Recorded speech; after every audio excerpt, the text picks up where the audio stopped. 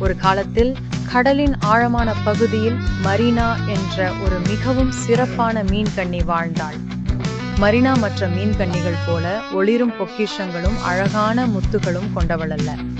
இல்லை, மரீனா கடலில் வாழும் மிகவும் ஏழை மீன்கன்னி.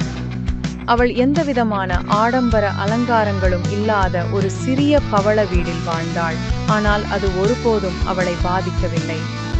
மரீனாவுக்கு கடலுக்கு சமமான பெரிய இதயம் இருந்தது. யாருக்காவது உதவி தேவைப்பட்டால், அது வலைக்குள் சிக்கிய மீனின் வால் இருந்தாலும், வாலில் முள்ளுடன் இருந்த டால்பினாக இருந்தாலும், மரீனா எப்போதும் உதவ தயாராக இருந்தாள். அவளது கனிவான மனம் எந்த ரத்தினத்தையும் விட அதிகமாக ஒளிர்ந்தது. ஒரு நாள் கடலில் ஒரு பயங்கர புயல் வீசியது. கப்பல்களை சிதறடித்து பவளப்பாறைகளை அடித்து அழித்தது. அந்த நீருக்கடல் ராஜ்யம் குழப்பத்தில் மூழ்கியது.